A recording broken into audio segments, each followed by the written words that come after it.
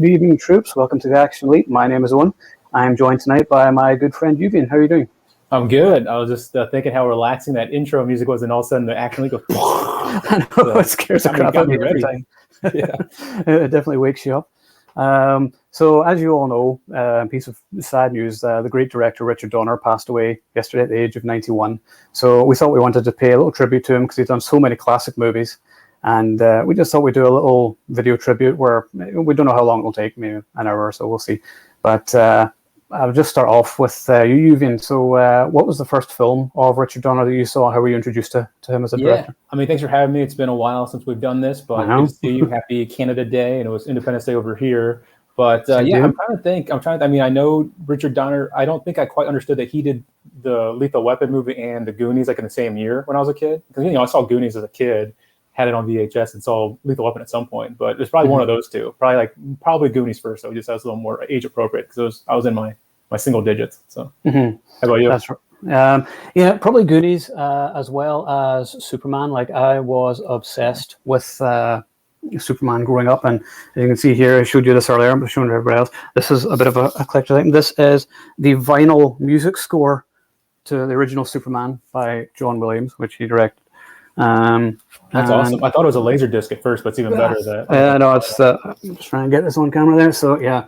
So that's awesome. I almost forget. I probably saw Superman first, but the same thing. I just never think of Superman when I think of Richard Donner, even though that was like such a big hit for him and a big hit for for cinema, like set the stage, right? But like I just never think of that movie because for him, let's say that.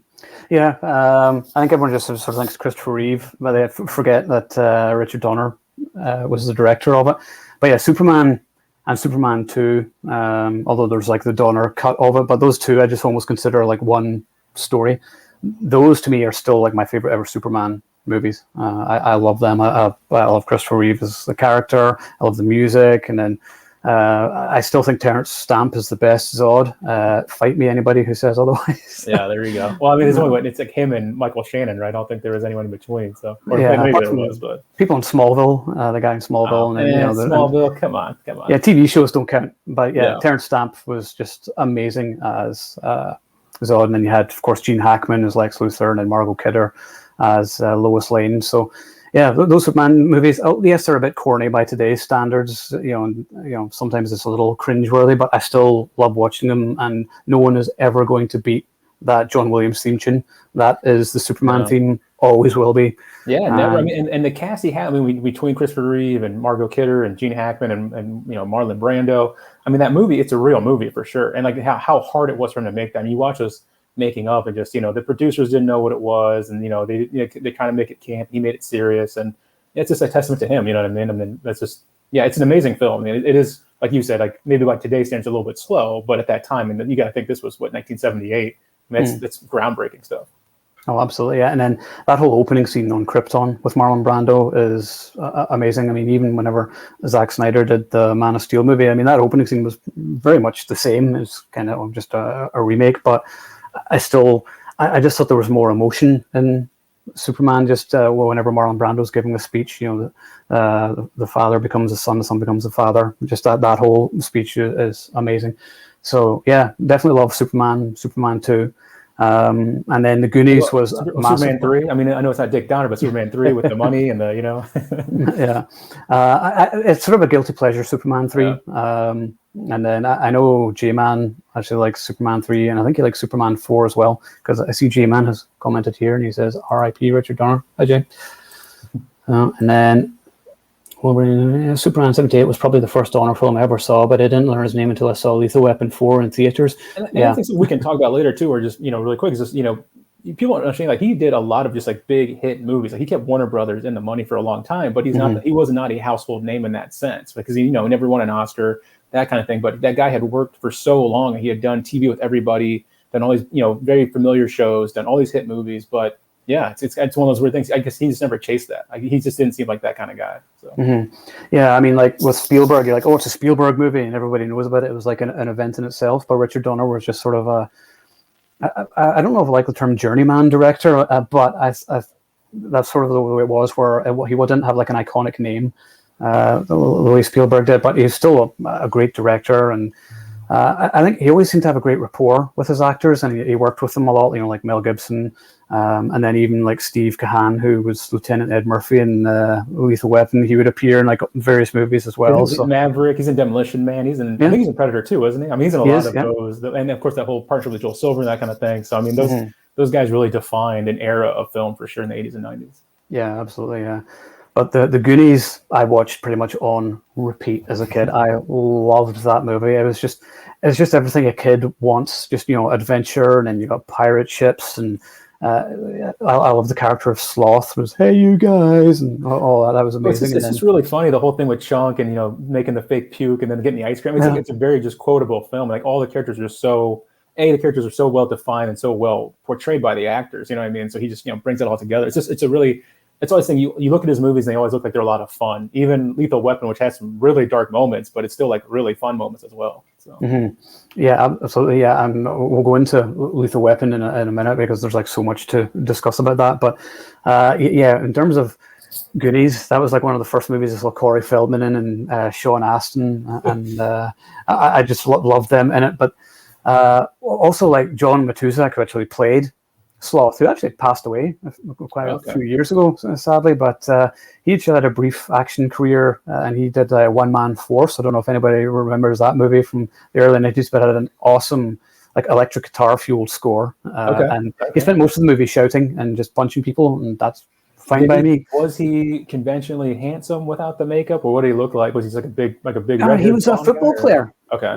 He was a football player, had a beard. And I mean, I think you can find a trailer at least online on YouTube for One Man Force. And David Michael Frank did the score, and he did like Showdown in Little Tokyo, Best of the Best too. And all these scores sort of sounded the same with like the excellent electric guitar music and everything, which is awesome. So yeah, so Goonies was definitely a favorite and still is. I'm so glad I grew up in the era when Goonies came out. So he did other movies, which we're not really going to talk about though, because they're not sort of too action related. Inside Moves and The Toy, which are both good movies, but don't really won't go into them here. But on a horror note, The Omen and like the Omen trilogy are still some of my all-time favorite horror movies. They've been mocked heavily, like with the music and everything. I always remember South Park sort of taking the piss out of the music a bit, but I still love the Omen movies. Have you seen them all? Yeah. Wait, did you see The Omen before you saw The Goonies, or what did you see first? You said you're a big horror person first. Yeah, well, I think I would have been too young to watch The Goonies when I was a kid, but I definitely, I snuck into like the room when my folks were watching it, and I would watch it then. And The Omen was one I watched all the time growing up, as well as Halloween, which is still like my favorite all-time horror movie, but that's not to do with this. But yeah, I love the Omen movies. I always think they're sort of underrated. Nobody really speaks about them anymore. I mean, people always talk about, The Exorcist and Halloween, things like that in terms of like classic horror. But I thought the whole concept of the Omen and the Antichrist was just this terrifying idea. And all three movies were really cool. So yeah, love the Omen. I have not seen. I'm not a big horror person in general, so I've not seen the Omen. Yeah, I've seen the Exorcist. Exorcist is a freaking movie, but the Omen is one. Yeah, I think I should watch it now because of Oh, you need to. Absolutely. Yeah, and then you got Sam Neill in the third one. I love Sam Neill in anything. I just think he's great. And he plays sort of the grown-up Damien. But yeah, it really cool. It's got some good gory kills. It's kind of like almost like a precursor to Final Destination, where there's like deaths that almost look like accidents, but they're supernatural, and it's got some good gore. So yeah, definitely worth seeing. I haven't watched them for a few years. It'd be interesting to see if they hold up, but I think they would. Nice. And next up would be Ladyhawke, which is fantasy. It's been many years since I've seen that. I don't really remember much about it. Are you familiar? I mean, I've seen that one. I remember Kurt Russell telling a story about how he was almost in it. He was like, he got there and then he just didn't want to do it. And then that's where Rutger Hauer came in. And I think he originally wanted Rutger Hauer for and he couldn't do it. Now he could do it, all this type of thing. But it's one of those movies I saw, as a kid and just never really revisited though, Mm-hmm. Yeah, it's funny because I mean you see it in Conspiracy Theory, which is the other Richard Donner film with Mel Gibson, and when Gibson is running into the theater and he's hiding and Ladyhawke is playing, which is a nice little nod. I sort of like how he has this. It's almost like a universe where he references some of his other movies. That's a fun thing too, because there's always the carryover of his films like that. I think The Lost Boys is on a marquee in one of the films as well that he produced. So I mean, it's just it's always stuff, and there's always like the PETA stickers on the fridge and stuff like that. I mean, it's Yes. just things like that. So Yeah, Lethal Weapon, I remember, had that. I think it had like End Apartheid Now and stuff like that on the fridges. And I remember that. There's very yeah, like that's how you learn about Lethal Weapon too. Like you learn about that kind of like real stuff, you know what I mean? And they put it in a movie. So yeah. So I'm almost too excited to get to Lethal Weapon. In fact, actually, yeah, we're on Lethal Weapon now because Scrooge came out after. Because he had The Goonies and Lethal Weapon, like I think in the same year, and they both did like 60 million. So they both did well, but they didn't do like blockbuster status. But they both did well. We'll just talk about Lethal Weapon now anyway, because that's let's face it, that's what everybody's wanting to talk about. So, but before that, let's just have a look at some of these comments here. So, from The Omen to Scrooge shows an amazing range of work and style adaptability. Yes, he could do any genre, horror, action. It's so true. And then how nice. Kneel Before Donner, the Father Superhero movie. And that's one of those things. I mean, it's a great. When Van Damme was coming up, he'd always reference Mel Gibson and say like, you can't go from Mad Max to Hamlet. He went from Mad Max to Lethal Weapon to Hamlet, and it was like such a natural progression. And I think you always think about that, just like how actors can be a certain. Because Mel Gibson was, just like this young unknown Australian guy. He's the crazy guy, blah blah blah, and then he just becomes this really fine actor and filmmaker, blah blah. So, but yeah, Lethal Weapon. I mean, same thing. I couldn't tell you when I first saw it. It must have been probably on TV, but I remember the VHS, I remember the DVD, I remember the director's cut DVD with the shiny case. And it was just it's just such a great film. I mean, in the sense of just as an action film, as a buddy film, the dialogue, the action, the soundtrack, it's a Christmas movie. It just it has so much going for it. So yeah, absolutely. Hi, Marco, who's just said hello there. Yeah, interesting story about the Lethal Weapon movies is that I saw the third one first.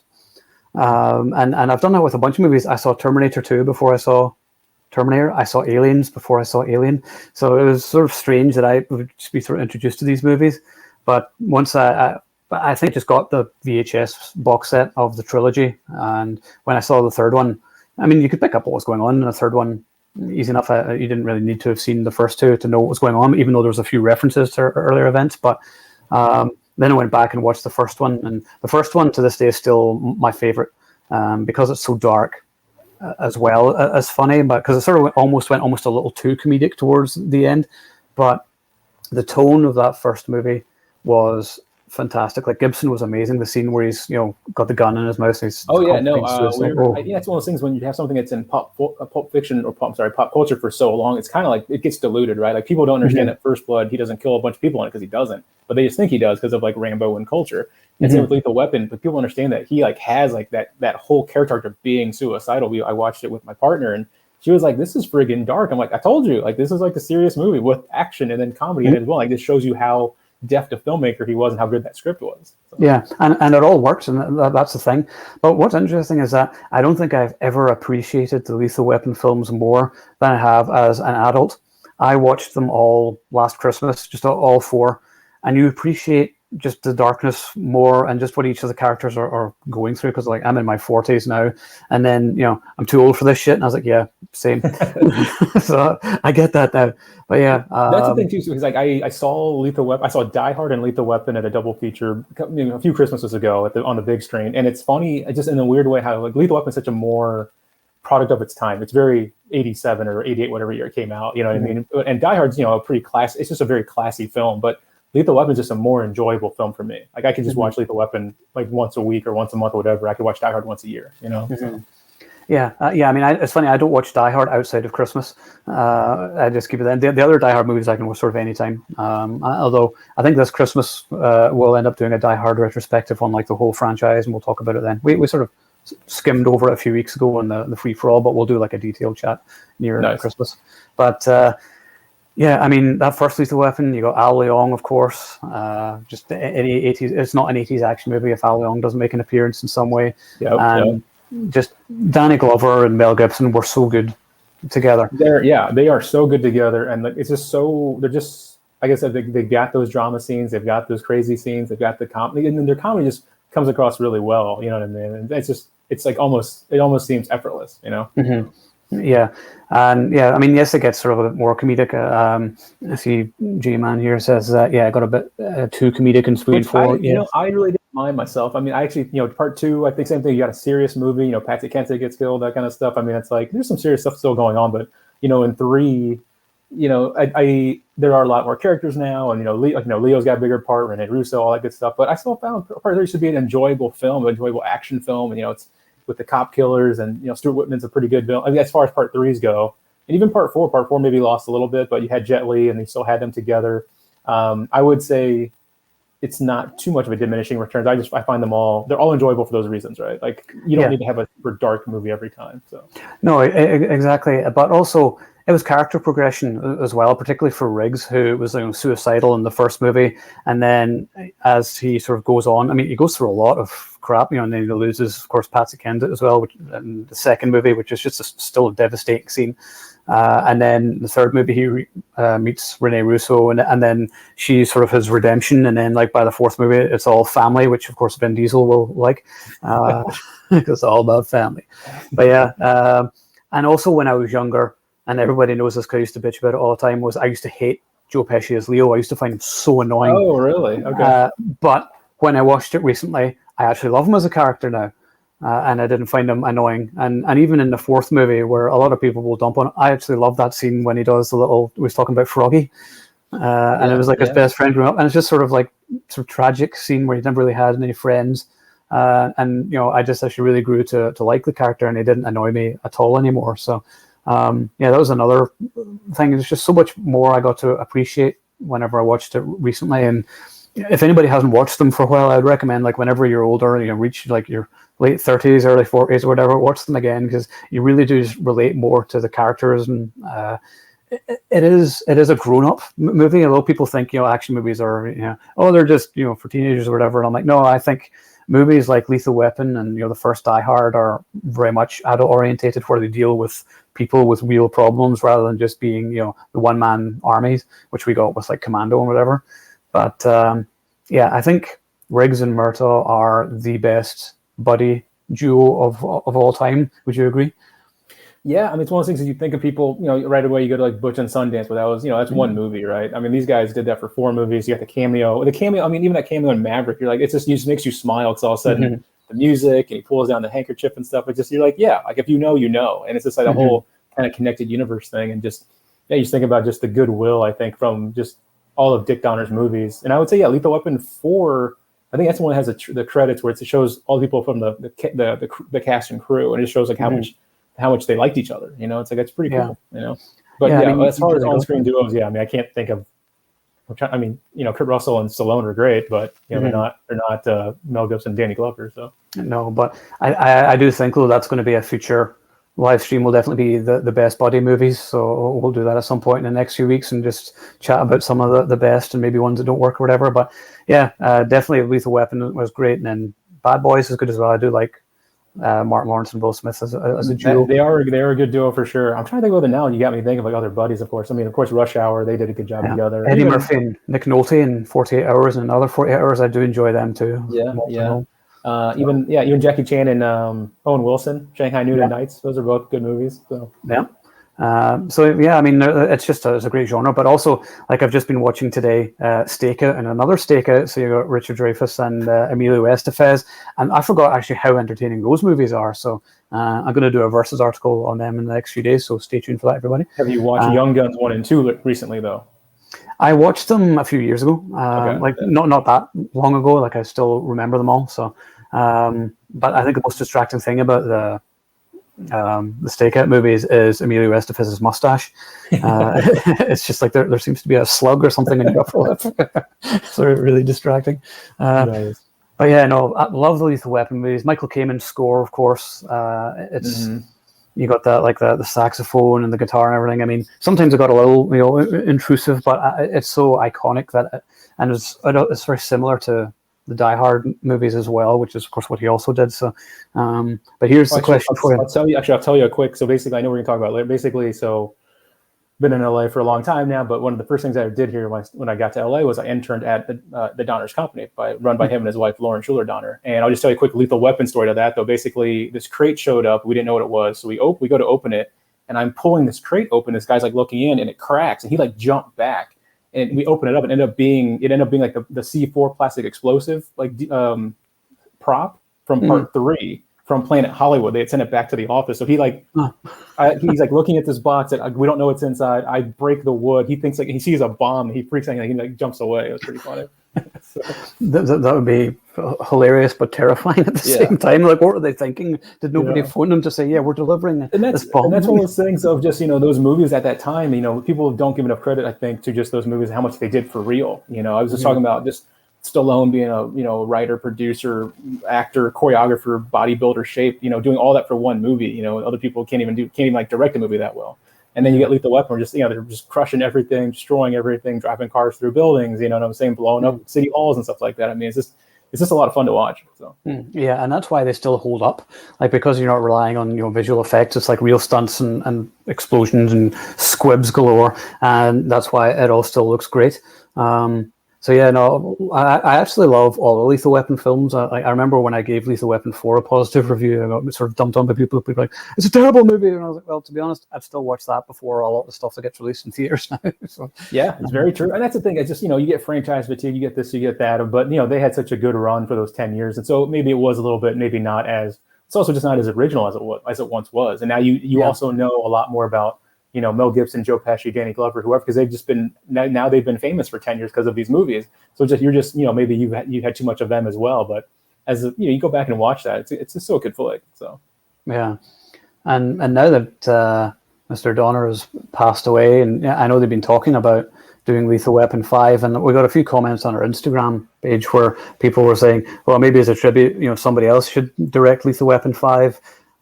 As far as I'm concerned, I would just leave it. I think it ended fine with 4, and without Richard Donner, it's just not Lethal Weapon. And that's one of those Hollywood stories. It's pretty. Basically Richard Donner, like I said, was a Warner Brothers kind of cash machine for a while, and then started. Whatever happened, he wasn't at Warner Brothers anymore, and he was just kind of doing his own thing. But Joel Silver comes up, with him and behind him, whatever like that, and he gives Warner Brothers The Matrix. But it's just a very just like that genre of stuff, and just like him going away from it a little bit, but just like, yeah, you were saying that journeyman thing. He wasn't a factory. You know what I mean? He wasn't a factory like Spielberg. He didn't create a technology like George Lucas did. But just he had been around for so long, so it's kind of a bummer to see him, not have that shot later on. Mm-hmm. Although I gotta say, it has been nice to see the amount of tributes he's been getting, like online from people, and like even Spielberg did a nice tribute to him and said he was sort of like a father figure and a huge inspiration. So I think that was awesome. So just have a look at some of these comments here. So sure. Marcus says, great to see Mel Gibson getting crazy after his girlfriend was killed in part 2. The scene where he takes down the house, pure gold. Yes, that was awesome. So I'm trying to think what my favorite action scene is from the Lethal Weapon franchise. There's some great ones. I mean, that Stillhouse coming down is a good one for sure. Even that end fight with in part 1, where just they drive the car through the front window, and then they have a jiu-jitsu fight in the rain kind of thing. I mean, it's a lot. It's a lot going on. And or that whole helicopter sequence and the street chase and stuff in Hollywood. I mean, there's a lot of sequences you can point to, and so many stuntmen. Like they probably employed a lot of stuntmen during those days. So. Oh, absolutely, yeah. And I think as you mentioned, that fight scene on the lawn between Gary Busey and Mel Gibson, I love it. I mean, yes, it's ridiculous and wouldn't happen in real life, but who cares? It's a movie. But just the fight scene itself, I just absolutely love. And Gary Busey as Mr. Joshua is just an iconic villain. There's just a scene where he's like holding the lighter under his arm and everything. There's just so many great scenes. And yeah, that was Gary Busey just in his absolute prime in that movie. And love all of Lethal Weapon films. Wolverine626 says, all buddy cop films owe a debt to Lethal Weapon as it really started the formula. It did, yes. Oh, I mean, the whole thing of him, are you trying to get Section 8, that kind of thing? Yeah, well, is he crazy? Is he not crazy? I mean, it's like all those things came from, I mean, maybe they've been around before, but they were not popularized like that until Yeah. So De Niro and Grodin, Midnight Run was excellent. Loved that. The damn saxophone drives me out. Yeah, the saxophone could get a little tiresome at times. The saxophone, like the little drum beats, like I don't even know what kind of noise that is, but like in the trailer, just like that whatever drum beat and whatever. But yeah, it's some great, and the fire credits and stuff like that. So yeah, we'll love that. I particularly loved in part 3 the Sting and Eric Clapton song. It's Probably Me. I always like that. I always thought it was almost like a Bond theme. But yeah, the third movie had some good action scenes as well. I loved the finale in the construction site. Yeah. And it's like, what does he says? Go to hell, Riggs, and he's like, you first. Yeah. The whole cash truck sequence and stuff, and the female guard and stuff like that. I mean, it's all good stuff. And then just poor police psychologist who's the mom in the Goonies, right? She's always in every, it's just such, like I said, it's just such a progression of all that stuff. But yeah, I love in part 3 with there's some great sequences in that one too, and they're on the subway where you're like, there's a subway in LA, what? So. Oh yeah, yeah, that's right. And then of course the 4th movie has Jet Li in it, so any criticism is void because Jet Li is in it. And you've got the final fight scene where the two of them take him on. I mean, there's no way those two would have beaten Jet Li in a fight, but it's still awesome to watch. And just seeing Jet Li as a villain, in Hong Kong, you'd be dead. I just love that with his little beads and everything. Yeah, he was great. And then Uncle Benny. Oh yeah, gosh, the dude was on Kung Fu. I mean, basically on all those shows. But Uncle Benny, that's right. Yeah. So a lot of people think Lethal Weapon 2 is the best of a series. It's kind of joint for me. The first one is my favorite. I adore the first one. That will always be my favorite. But the second one is super close. Like I really love Lethal Weapon 2. So what about you? I mean, the one I think about more than for me, I think the ones I would watch in order, I would watch 1, 3, 2, 4.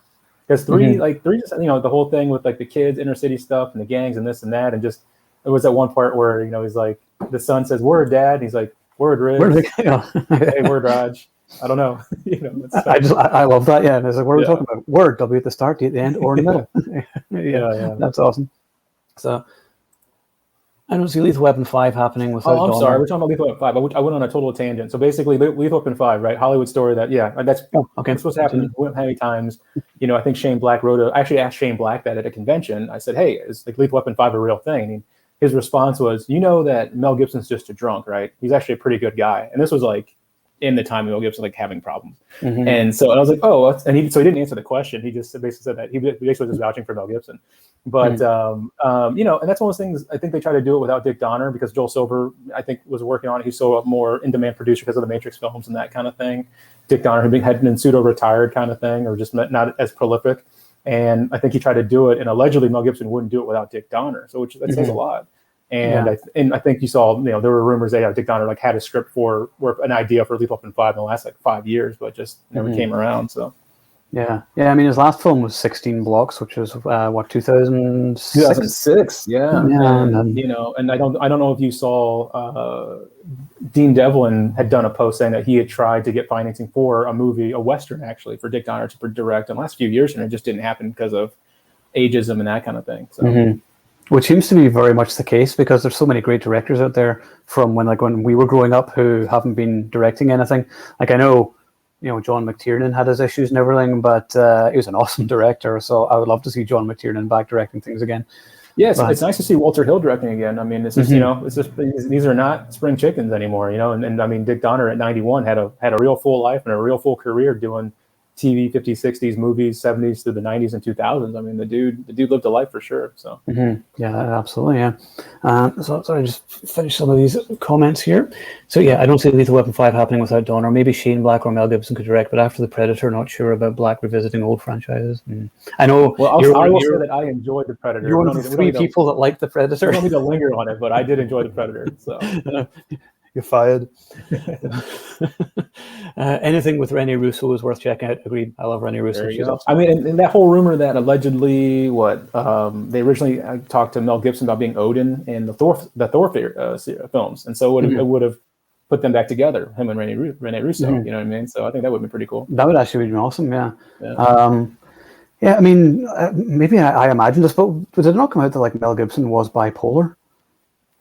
I mean, I think there's a lot. Mel Gibson, he's deeply religious. He's got an alcohol problem. He's got this. He's got that. So I think there's probably just a lot more. I mean, I can't. I'm not ruling out bipolarism, but it's just one of those things. And that's one of those things too. Growing up, and as you get older, just separating the art from the artist kind of thing. And hey, he paid the price. He was blacklisted for sure, but the guy still was an amazing actor and still an amazing filmmaker. So I take it as that.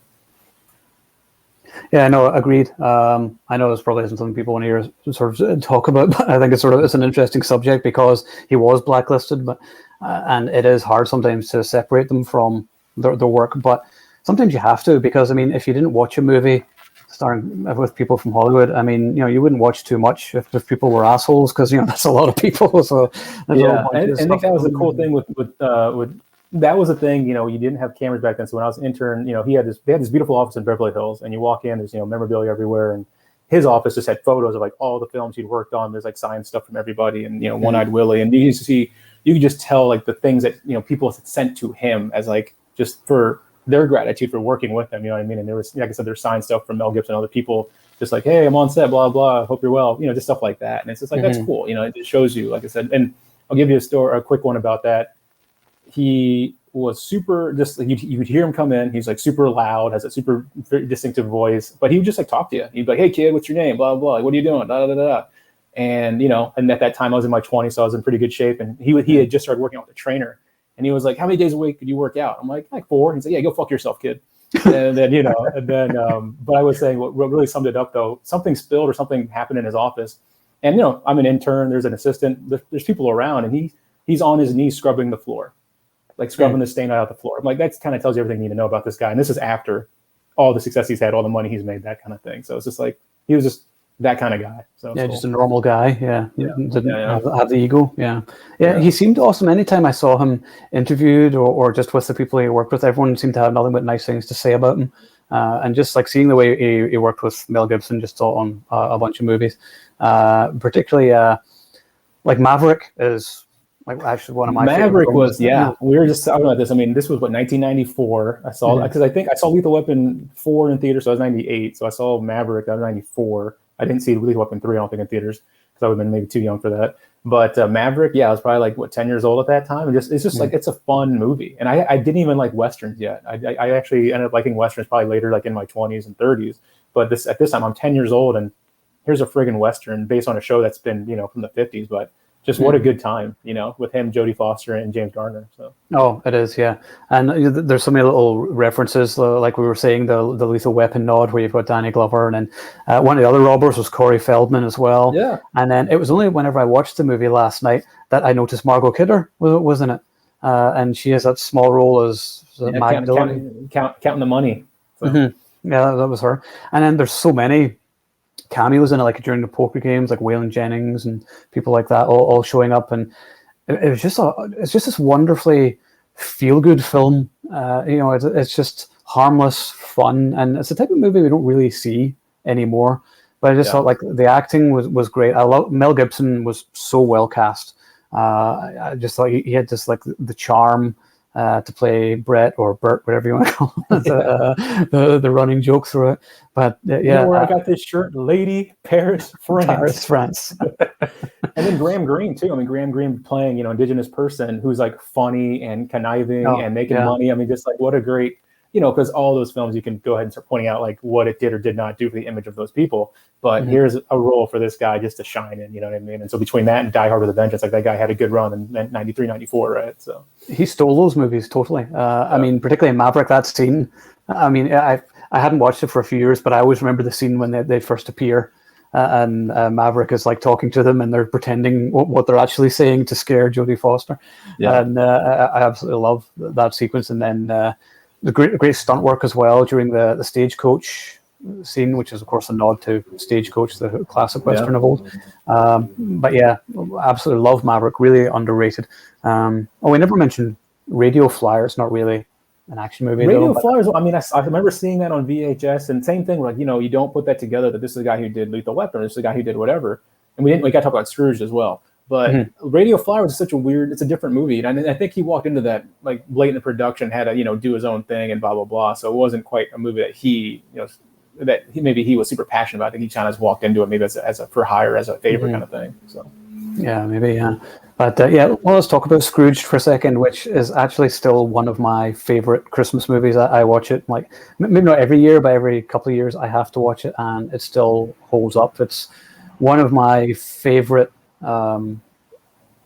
Bill Murray roles. There's like so many quotable lines. Yeah, it's like what I'm saying. Like these movies, same thing. He's got this. He's done The Omen. He's done Superman. He's done The Goonies. He's done Lethal Weapon. Now he does a freaking Christmas movie with Bill Murray, and it's hilarious. You know what I mean? Because it's like the whole thing. It's so dark in that world of like the ghosts of Christmas past and this and that. But just even that first part where they're playing the commercial, where he's got it's like drug addiction and highway killers and stuff like that, and then the lead major's Christmas and stuff like that. It's just really creative. You see like the scripts were good and like everyone pulled it off really well. But yeah, I love Scrooge for sure. It's definitely one of my favorite Christmas movies. Oh, absolutely. Yeah, particularly the, would you please, for the love of God, stop the goddamn hammering. I mean, that's just something like me and my cousins and quote all the time to this day. It's just a great Christmas movie. So, I mean, he's done that and Lethal Weapon. So it's two very different Christmas movies, but they're both Christmas movies. But the one the thing I do a lot is just like when he's, I think he's already seen the first ghost and he pours the vodka and he has like the Coke and he's just like, you know what I'm saying? He puts like a drop of tab in there and he starts drinking. So that's what I think of when you go to a bar. Like, hey, just pour me something, just like a drop, just like give me a splash. Yeah, no, it's still just an awesome movie. I absolutely love Scrooged. Sorry, I just keep forgetting to look at these comments. Lethal Weapon 4 introduced me to Jet Li. Too bad Hollywood didn't know what to do with him. Yeah, you did deserve it. What's that movie from Joel Silver? Gosh, the rap ones with him and DMX. Oh yeah, it did. Roman Must Die, not bad. Cradle of the Grave, not amazing. The One, okay. What do you think? Yeah, there's like Romeo Must Die, which I actually kind of like. The One, Kiss of the Dragon. Kiss of the Dragon's pretty good. That was pretty good. Yeah, I like that. Yeah. That was cool. And then of course the Expendables movies as well. But I would say we should do one next time when Snake Eyes comes out. We should do one about Henry Golding and Russell Wong. I feel like Henry Golding has the career Russell Wong should have had, because he was like the handsome Eurasian guy of the '90s who had a TV show and was in a couple of movies, but then didn't quite make it in the sense that other people did. So. Always bothered me that Russell Wong never became a huge star, because I remember when I watched Romeo Must Die and he makes his entrance, he has the shades on, and I was like, that's literally the coolest man I've ever seen. He's so cool. Yeah, he's got his kind of like duster leather jacket or pants on, and the fight scene with in the club. I mean, he really pulled it off well. They made him look really good in that movie. So absolutely, yeah. Well, yeah. Love Unleashed. Unleashed is maybe his best Hollywood one, because you got Bob Hoskins there, and then Morgan Freeman. Even Scott Adkins has a small role as well. Okay. Love the James Garner reveal at the end of Maverick. Yes, and I'm really happy for that one, because I don't know if you read the old stuff where they try to get Paul Newman to be in that, right? And then but then Paul Newman didn't do it, so they got James Garner, the original Maverick, and he's one of my favorite actors as well. So I'm glad he showed up in it, and he's so good in it too. So absolutely, yeah. I say absolutely too much, but anyway, I just say it all the time. But yeah, moving on to another film which sort of gets dumped on by most people and is forgotten about, but I secretly love it, is Assassins with Sylvester Stallone and Antonio Banderas. Do you remember, so now we're in 96, so do you remember where you were when you saw this? Was it the TV, VHS, theater thing? Where were you? I saw it in the theater. Now, I can't remember if I did this as a double bill or not, or I did it in like a weekend, but I remember seeing that and Under Siege 2. So it was really the perfect weekend, really, when you think about it. It's like two classics right there. But yeah, I remember seeing that in the theater and loving Antonio Banderas, seeing him just as like this maniacal villain. And today I become number one. I love that. And then Sylvester Stallone too, who's Robert Rath. I was trying to remember the character's name. I started that one. Yeah, that was 96, and that was a big, that was a decent sized movie, and you had Stallone, who was a big star, kind of struggling a little bit in the 90s there, and Richard Donner trying to maybe get away from Mel Gibson for a change, that kind of thing, and that's one of those movies it's almost I don't really revisit. I remember them talking about that in the office, that they thought they might have friction because you have a big director and a big star, but they said they got along really well. They said Stallone loved him and he loved Stallone, so it's like what else can you ask for?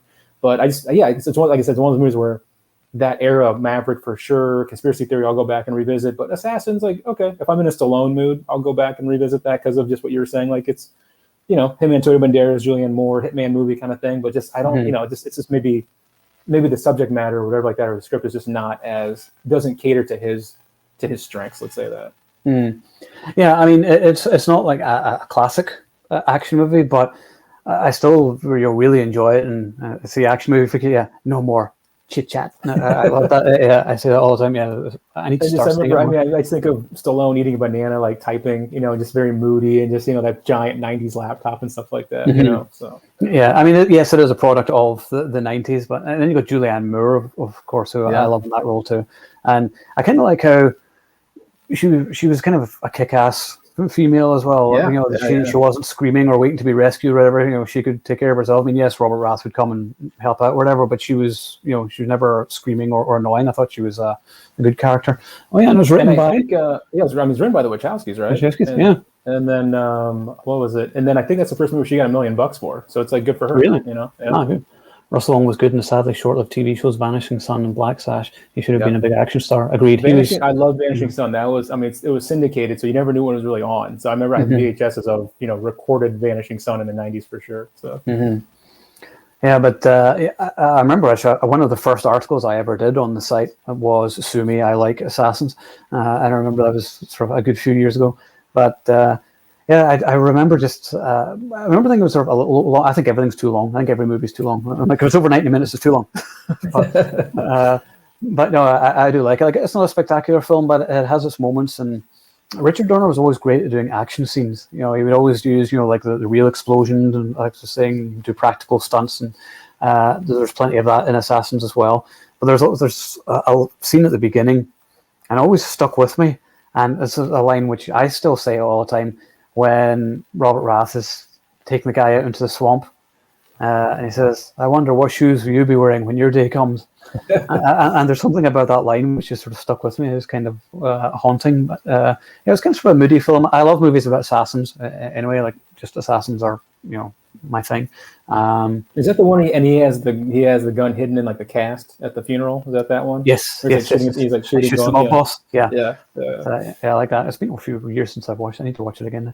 There's a cool poster of that in the office. I think the one that I think of is like their two faces kind of like between walls, but there was a cool one of Stallone, kind of, it was like full body silhouette, like holding a gun. I think kind of remember stuff like that. Get Carter post that came after it, but more it was for Assassins. So I don't know if that was like a design concept or something like that. Mm-hmm. Oh, yeah, I mean, not a classic, but still hugely entertaining anyway. And then 1997 we had Conspiracy Theory, and I watched that this morning, which I'd actually only watched it once when it first came out, and a lot of people say it's like one of their favorite Mel Gibson films, but I always considered it more of a thriller than an action movie, because many action scenes in it. Yeah, because he is, it's that whole thing. He plays such an odd character and plays him so well, right? And I always remember that scene, just his apartment building, how compartmentalized it was, and he did the whole thing, like the fire, he like where he set it on fire and it's all protected and stuff like that. It was like it was very clever that way, and so it's not a summer slam bang action film like buddy comedy action movie, but it's like you said, it's a thriller, and so it's a different thing for them. So kudos to them for trying something different. You went from 4 lethal weapons to a western to that. It's like, that's cool, It's like you try out something different every time. Yeah, I was never afraid to do anything different. And also what I liked is that I loved Julia Roberts' character in Alice, because she saves him at the end. Yeah, which I liked. It wasn't like her being saved and everything. So, because a lot of people complain about seeing women in action movies. I love women in action movies, and I love watching them kick ass. So, I'm all for it. And I particularly liked seeing her. That's actually kind of cool. That's actually, I just kind of put that together because I think a lot of people talk about James Cameron kind of creating strong female characters in his films, which are very much of those examples. But you had, Renee Russo, you had Julianne Moore, you had Julia Roberts and stuff like that. So you have these strong female characters for Richard Donner as well. And so it's, it's kind of like one of those things. Yeah, just one of those like unsung things though too. Yeah, he didn't sort of make a big deal of it. It was just like, these are the characters, and that was the thing, So this is a good point.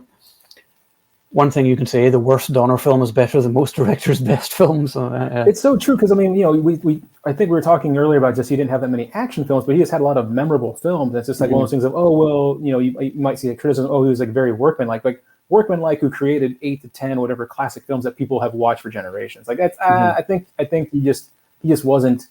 He's, like I said, he wasn't a wanker about it. You know what I'm saying? I think it's that famous thing, like he had that thing saying, leave your ego out the door kind of thing. And so that was him. He's not over here like, I'm going to do 10 movies and that's it. I'm Quentin Tarantino, or like, I'm Zack Snyder. I'm the visionary, whatever. It's like, he was just doing his friggin' thing and just making people happy. You know what I mean? So, Yeah, he just did the job, and that was it. I mean, I haven't looked for them, but I've never heard anybody say any bad stories about him, or this movie was a nightmare to work on, or anything else. So, yeah, I think he's one of my favorite underappreciated directors. Even if he just did Lethal Weapon and Superman, those alone are some iconic movies. Yeah, because like even the ones we've talked about so far. I mean, you've got The Omen, Superman, Lethal Weapon, Goonies. Scrooged, Goonies. I mean, it's like, and then plus the sequels and stuff like that, Maverick. I mean, it's just I mean, I think any director, because even like I love Michael Bay, but I talk about Michael Bay with Bad Boys, The Rock, Armageddon, that kind of thing, Pain and Gain. Maybe not the Transformers films, but that's one hand of movies. Like Dick Donner, it's like I can go more than that. So yeah, I mean, The Rock is still one of my all-time favorite action movies. That's Michael Bay's masterpiece as far as I'm concerned. I love The Rock. Maybe we'll do a Michael Bay chat at some point then. Yeah, I love Michael Bay. Michael Bay makes fun movies. I mean, Transformers are a little bit bloated, but I mean, they have moments in them, that kind of thing. And I think he always delivers a movie like on time, and he delivers his product. I tell that to Zack Snyder, who has to have a friggin' director's cut every time, and another $30 million to finish a movie. You know what I mean? So it's just like there's something to be said about a guy who can actually make a big, good-looking, well-cast movie. And I just think that's people just like they don't give credit for that. Yeah, and tell a story in under 2 hours, because that's always been my thing about Zack Snyder, where he just can't seem to tell a story in under 2 hours anymore. It has to be like 3 or 4 hours or whatever else. And but yeah, Richard Donner always good. So look at this comment though. Patrick Stewart was great in Conspiracy Theory though, and then the nose biting scene, of course. So yeah, he was so. He was such a bastard in it. Like you hated him, and you're like, oh my god, because the way he manipulates Julia Roberts' character, pretending he's a friend and like turning her against Jerry, and that's the thing, is that, as I said in the article I wrote earlier, Jerry's a very challenging character. He's not someone you particularly root for at first. And that's one of those things too, like being a Mel Gibson. By that point, he's making $20 million a movie. He's known for he's shown his butt. He's the crazy guy.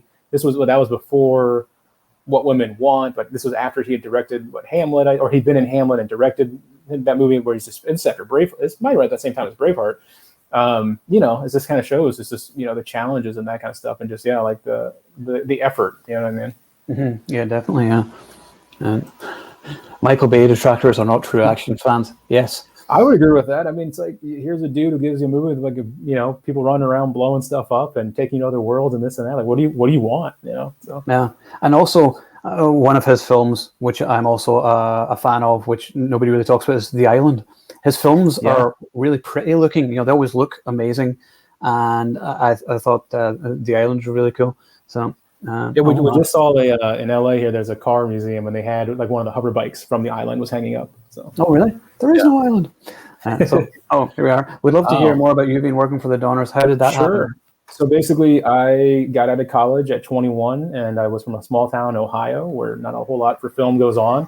And I ended up in, it's one of those things where you start, doing your research, and you learn like, what is an internship, what is a production assistant, like what do you actually do to kind of like try to get work in Hollywood. And one of those things was just everyone's like, be an intern. It's like the easiest way to get in somewhere is like as a student. So if anyone's listening that knows someone who's a student, if you want to get into a company, like go be an intern, because it's like, it's for college credit. You don't get paid. Sometimes you get paid, but it's really you're just kind of free labor. But for me, I came out to LA and the summer after I graduated college, and I applied for this, an internship at the Don. I kind of targeted these places that I wanted to go to because it's the Donner's company, right? By this time he had done all of his Lethal Weapon films. She had produced, I think, X-Men 1 and 2, so between the two of them, they're, pretty iconic.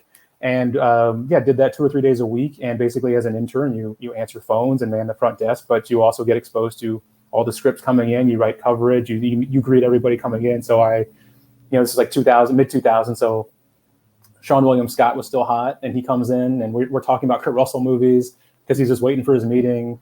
I meet Jeff Johns, the guy who ended up, working with DC and Marvel a lot. Mm-hmm. Stephen D'Souza from Die Hard, he came in for a meeting. So, you just kind of sit there and bullshit with people. And then at the same time, you're privy to all these scripts. I mean, there was a shelf full of X-Men scripts, a shelf full of like Goonies and Goonies 2 proposals and stuff like that, and just all this memorabilia. So that was my experience there. And just like a lot of cool people, a lot of cool people who would look out for you and send you job links and stuff like that. And that's how that world is. Just you go and you be an intern, and then you become a PA, and then maybe you do something else. And I never quite got that far. I kind of got stuck. I interned at the Downers Company, and then right after interned at Gale and Hurd's company. So 2 kind of action-based sci-fi places. And then from there did some PA work, and just wasn't for me. I was in a basement of a abandoned hospital putting smoke out for 15 hours. It's like, it's not fun. So I don't know. It certainly sounds like it would be an experience anyway. I mean, you got some great stories for to tell. sure. And like I said, with Dick Donner, like I said, a handful of experience with him. Like I said, he would just come in and he was just a funny guy, and he called everybody a kid. He called you Rocky. He asked me just about my background, and just was talking about some, my parents came from Vietnam, and he was talking about some stories that he had. This was after Lethal Weapon 4, so kind of that's similar story, like immigration story, and just, he was just that kind of guy. And yeah, like I said, just you meet all these random people, you read scripts and stuff like that. You get a hold of they've got copies of like James Cameron's original treatment for Terminator and stuff like that sitting in a drawer, because like they made a copy, they've got copies of that kind of stuff. And so yeah, so that was my experience with that. It was in Beverly Hills, and it was like 2 floors next to Ron Howard's company. So you see like Ron Howard and Brian Grazer always walking around. People tell me, people start telling you stuff about like, oh, Hugh Jackman was just here, and like, oh, Thomas Jane was next door, and you start seeing people around the building and stuff like that. So very, very Hollywood. Oh, yeah, that would be awesome. Yeah, I'm definitely due another visit soon. Once we're all able to travel again, whatever, I got to come see you and see if we can hang out with some celebs and break into some parties. Absolutely. That's a good point there from Wolverine Michael Bay's 13 Hours, A Return to Work. Yeah, 13 Hours is a great movie. Nobody really talks about that. With John Krasinski. John Krasinski into an action hero, yeah, for sure. I mean, and Max Martini, who I think is an unspoken action hero type guy who I think could do more, but he's got a great presence. But like I said, Michael Bay does. Like I love Pain and Gain. Like Pain and Gain is one of my favorite movies in general, let alone Michael Bay movies. But same thing, people don't give you credit. But I'd love to ask like Anthony Mackie, hey, the guys who wrote the 3 Captain America films and Avengers films wrote Pain and Gain. Like, what was that like for you as an actor? You know what I'm saying? So, yeah, definitely. Yeah. Moving on to one of his second last film, Timeline, which I hadn't actually watched until last year for the first time, because it generally wasn't a big hit and didn't get great reviews at the time of release. Isn't that right? Yeah, it didn't do very well. And that's the thing. That was like that was that, and then 16 Blocks. So 16 that Blocks, one, because he had young Gerard Butler in there, young Paul Walker post Fast and Furious in there, but yeah, just not a big hit. I mean, it's like one of those things of just, I think Dick Donner was the kind of guy who I think he needed that material to kind of speak to him, to kind of apply his trade, right? He needs something that has good characters, has good drama, good comedy, and good action. And so maybe just the scripts at that time maybe weren't coming to him that or maybe he wanted to do something different. I don't know. So. Whenever I watched Timeline, I mean, like it didn't get great reviews, but when I watched it, I thoroughly enjoyed it. I liked the final battle scene and the castle, and once again, all practical effects and great explosions, and I love Gerard Butler in the movie as well. But he's Scott, so I got to support my boy Jerry and everything. And I thought that the characters weren't amazing in it. Like Paul Walker's character was a little bland, but it's not a terrible movie. As Alex said, a Richard Donner movie that's not great is still better than a lot of other directors' best movies. So Timeline is still a lot of fun. Not a classic once again, but had its moments.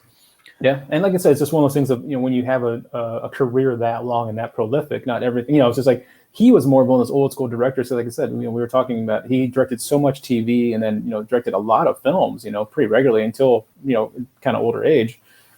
You just don't see that. Like I said, like you got someone over here who's going to do 10 movies and, I don't think Christopher Nolan's going to do another 20 movies, you know what I'm saying? And stuff like that. So. Timeline is fun, not very memorable, but fun. Yeah. So many of these directors now are like, oh, you're going to retire, like you were saying about Tarantino or whatever. I'll do 10 movies or something and then I'll stop. And I was like, well, I don't know. I mean, if it were me, I always wanted to write movies, except, I sucked at it. So there's a bit of a problem. I didn't have the talent for it. But if I was in the movie industry, it would be something I would do, forever, because it's, it's pretty much all I think about and talk about. I'm really quite a boring person. Like Tarantino, he loves making movies, but I think he's just, he wants his legacy to be whatever, because he loves movies so much. He wants to be up there to say like, yeah, my 10 movies against anyone's 10 movies can stack up. And that's, it's a personal choice. Like, hey, that's up to him. But you see guys like Scorsese still going strong and Spielberg still going strong. I mean, it's just Clint Eastwood, right? Clint Eastwood's still going strong. So. Yeah, Eastwood has a movie out later this year, Cry Macho, and like he's in his 90s. Yeah, looking forward to it. So I was actually just watching In the Line of Fire. We saw Air Force One this past weekend, and so we went backwards with Wolfgang Peterson because we were in the hotel that they shot the ending in really? downtown LA. So yeah, it's the same hotel that they did the horse chase sequence in True Lies, and they shot some Interstellar there and like Heat and stuff like that. So a pretty famous location in LA. But yeah, so we're watching that, going back. But even then, I mean, and then speaking of Rene Russo, she's a female Secret Service agent, and she's like his love interest, which is kind of weird because in that movie, he's a good like 20 years older than her, and it shows. It's a bit creepy. Yeah. Yeah, I know pigeons, Lily. But yeah, I actually love In Line of Fire. That's one of my. I believe that was the first ever Eastwood film I saw, or at least it certainly was the first I saw in the theater. And I always loved it. It was the first time I'd ever seen John Malkovich in anything, and he really stuck with me in that as Booth, and that was, my love for Malkovich came out then. I was like, this guy's great. And he was just magnetic. And then his final movie. I'll tell you one more anecdote about The Office when I was there. So basically in Dick Donner's office, he had the head for One-Eyed Willie from the Goonies. So like the skull with the patch and that kind of thing on. It was like, in this big like plastic case. And we were just cleaning his office, doing something. And someone's like, hey, go move One-Eyed Willie. Okay. So I pick it up and then it falls off the stand. I'm like, oh shit, I just broke One-Eyed Willie. And someone's like, oh no, it's already broken. Don't worry about it. So I was like, okay, I'm not gonna get fired for being an intern today. So today, Wolfgang is another director with range. Never Ending Story. Yeah, he's done Never Ending some Story, great films. Enemy Mine. I mean, Das Boot, of course. But yeah, I mean, you watch his movies are same thing. It's just maybe similar to Dick Donner. He had done these big, character infused but spectacle kind of movies, and then at a certain point, maybe life just catches up. You take a little slower pace. Maybe Poseidon didn't do that well. Kind of thing, and kind of like take a break. Yeah, but he's still another great director. We may do one on him at some point. I was gonna say we should, between Troy and Air Force One, and In the Line of Fire, he's got plenty of titles to talk about. Oh yeah, and there could maybe another good one. Yeah. So Richard Donner's final movie that he directed was 16 Blocks with Bruce Willis and Mos Def. It's been a few years since I've seen it. I have it on DVD. I think I've watched it once or twice. I don't remember loving the film, but I remember thinking it was okay. What did you think of it? Yeah, I think same thing. And so, kind of quick one. I remember that poster was in the office. So basically, he was working with Avi Lerner to get financing for it. So they had kind of like a generic sales poster. Bruce Willis and the director of Lethal Weapon, and the cityscape and this 16 Blocks. I remember that floating around, and so I think he filmed that like right after I ended my internship there, and. But yeah, it's one of those movies where you watch and it's kind of, it's like I said, it's one of those things. It maybe didn't play to his strengths. Like the Bruce Willis character is not Martin Riggs, right? And I think that's kind of a big part of it. You know what I mean? And so it's like you have this kind of broken down, beat up guy that's going to get redemption. That's cool. Like it's like I said, it's gritty in that sense, but that kind of like that joy you get from watching any 10 of Dick Donner's films, you don't get that from 16 Blocks, and that's probably by design because of the story, because he wanted maybe just do like a gritty cop thriller, but. As a, I guess like for us who gravitated more towards the things that just kind of like were enjoyable, were fun, look like a good time, but at the same time, like even Lethal Weapon, it's dark, but it's still fun somehow. You know what I mean? Whereas 16 Blocks, I think, is a little bit more dark and just it's not a fun movie, let's say. I need to give it a rewatch. Alex says I liked it. It's really a redemption story for Bruce's character. And that's totally fine. It's the thing. So make a smaller scale. Yeah, it's not Lethal Weapon, get it. But when you have that in your mind, or just like I said, the joy you got from a Lethal Weapon, a Scrooge, a Goonies, a Maverick, and then you have 16 Blocks. It's just a different kind of movie, which is totally fine. But just it's not what you remember, I guess. Yeah, he was so versatile as a director. I mean, you mentioned some of the Charles Bronson stuff he did. Yeah, it's pretty. I mean, because that dude, Dick Donner worked with all those guys. I mean, Steve McQueen show. He did, he did The Rifleman. He did Twilight Zone with William Shatner, which is a really famous episode. But he had done a movie with Charles Bronson, first movie ever directed, X-15, and then later, and this is like 1960, 61. So Bronson's still supporting guy. He's not like Charles Bronson yet. But then by the end of the 60s, Bronson's been in Great Escape. He's been in Dirty Dozen. Yeah, and then he does like a Lolita movie with Richard Donner where he's like an older writer like dating or hanging out with this young woman. And it's like, what? Like the guy who's going to make Lethal Weapon and the guy who's Death Wish are doing this movie together? Like, okay. So. But it's good though to see him do something different. I mean, Bronson did all kinds of different roles whenever he was younger. And Bronson is my absolute hero and idol these days.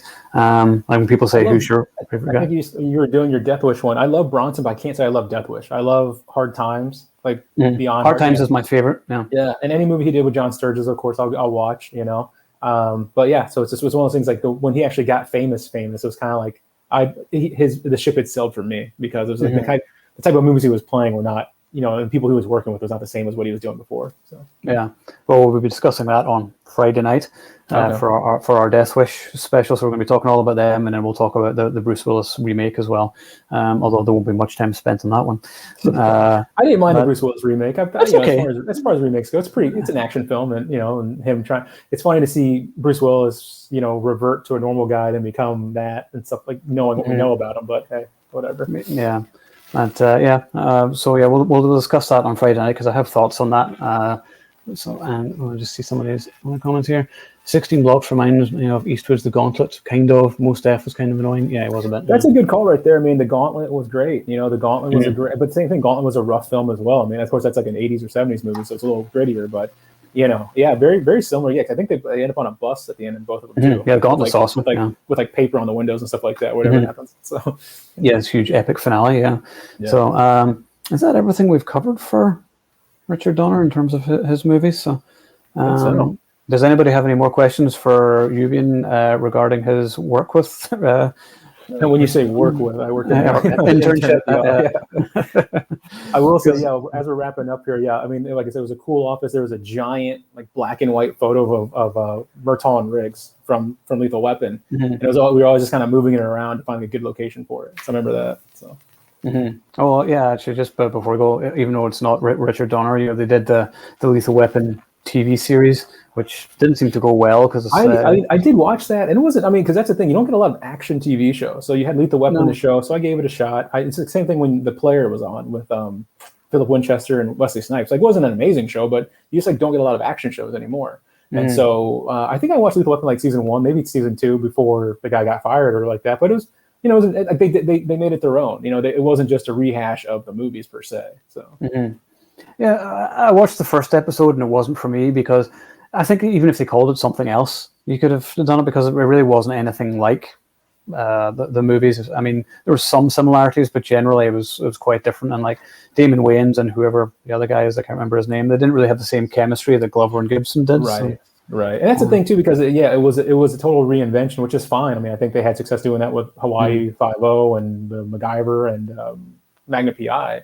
But yeah, it's just kind of like you don't have. But Lethal Weapon, I think, was, I don't know, like for me personally, it's just, it's just kind of like the movies are the movies, you know what I mean? And so to have this like Training Day the show was interesting because it was friggin' Bill Paxton. You're like, okay, they changed the dynamic a bit, So. Someone asked a question. Most fun project you did there? Yeah, I can't think of like most fun project. Like I said, I read a lot of scripts. I wrote a lot of coverage. I got some really good notes on my coverage, and that was kind of like something I was doing for a little bit there. And I would say, but what was most fun about just being there was just kind of like the history there, and like because it was a decent sized staff. You had support staff for Dick and for Lauren, and they were just doing different things. So you'd hear about just the next movies, the next scripts, the people they were meeting, the next vacation, whatever like that. And and Lauren had done X-Men 1 and 2 by this point, so she had like the Magneto's helmet on her desk, and she had the Cyclops visor. And I remember I actually held some Wolverine claws. So it's like that I go over your hand and you hold this little thing. And so, there's a picture on a flip phone somewhere of me with, screen use Wolverine claws and stuff like that. So it's just stuff like that. And like I said, and just the interactions I had with Dick, the handful of them that I did have with him, he just seemed like a cool dude. I mean, like I said, here's a guy who had just been super successful for decades and just had done some of the most amazing films and just, like I said, architect of my childhood with all the movies he did and stuff like that, and just made me laugh and made me, excited and stuff like that.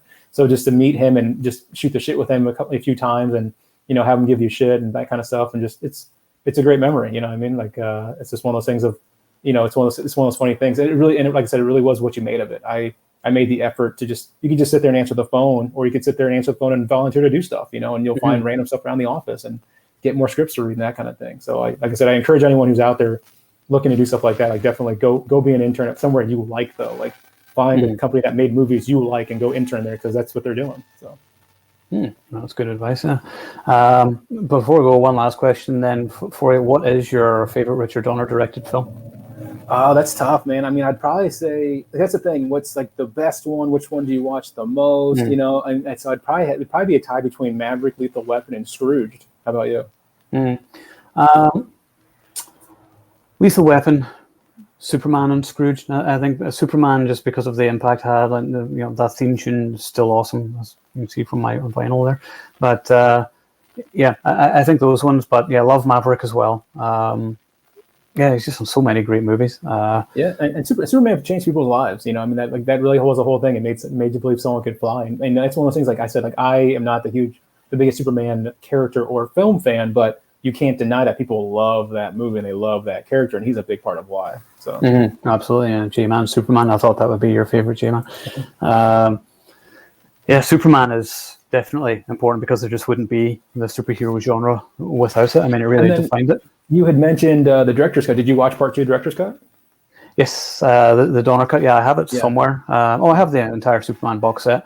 I remember I was in the office. That actually came up. Like someone had called from Michael Thaw, maybe something like that. But basically, this guy was the one who kind of found some stuff in the vault, and they were calling the office, and Dick's assistant was like, "Director's cut? Like, what are they talking about?" And so it was like hearing that progression of like, "Oh, they found something. What is it?" And then it actually became that director's cut. Was pretty cool.